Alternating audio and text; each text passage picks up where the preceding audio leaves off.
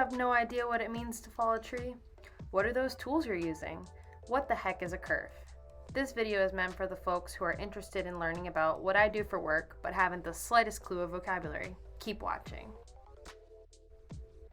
First things first, a person who falls a tree has many names, Lumberjack being one of them. But I would call myself a sawyer. It's what I learned to call myself when I first started doing chainsaw work, and it is what I will refer to myself as on this channel.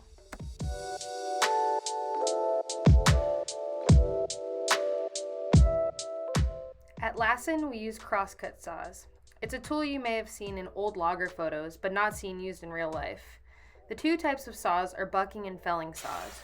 Both saws have cutter teeth used to move through the wood. The cut it makes in a tree is known as the kerf. When falling or chopping down a tree, there are specific calculations you have to do based off of the diameter of the tree, known as the DBH. Once you have the DBH, you can safely fall the tree. The first step is making the face cut. At Lassen, we use the crosscut to make the horizontal cut and use the axe to chop the angled or sloping cut. The next step is to determine your hinge wood. This is the part of the tree that you never cut and helps direct the tree where you want it to go. The last step is to make the back cut. You want the back cut to be slightly higher than the face cut. This is known as the stump shot.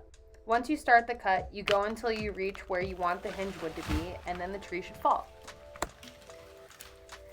If it doesn't fall, you may need to push it over with something called a wedge. A sawyer inserts the wedge into the kerf and hammers it in using the back of an axe.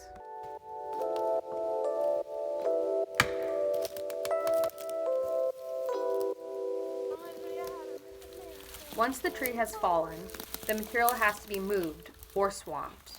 I think any sawyer can tell you that this is their least favorite part of the job, but will get you in the best shape.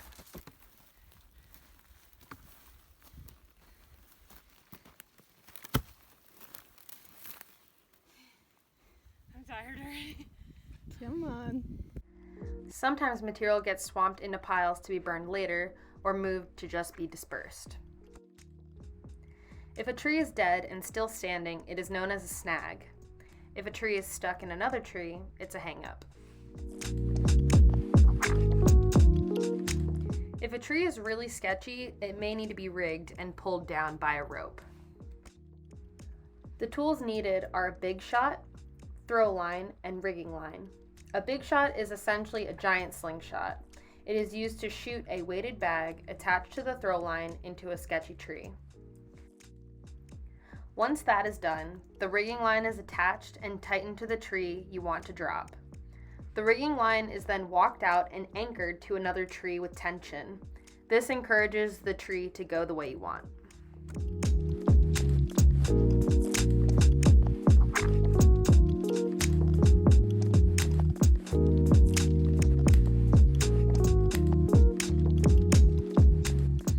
Before swamping, a tree must be cut into smaller pieces so it's movable. Removing limbs from the bole of a tree is known as limbing, and cutting the bole into smaller, movable pieces is known as bucking. This last technique is typically used only for crosscuts when falling big trees. If you have to make a big face cut, sometimes it helps to make multiple horizontal cuts, so when you chop it with an axe, you can chop out big chunks.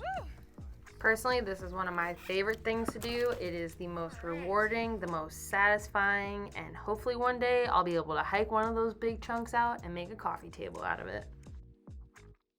The last thing we're going to talk about today is just basic tree fiber identification. If we're felling a snag, we typically refer to the wood as dead wood, and if we are felling a live tree, we refer to it as green wood. Sometimes dead trees start to rot, and that wood we call punky wood because it's super nasty and doesn't have any structure to it. I hope you all enjoyed this video, and I hope it makes it a little bit easier watching future videos when we're talking to one another and using typical jargon we use at work. If you have any questions, please feel free to comment below and I will answer any of those that you have. Thanks, and we'll see you in the next one.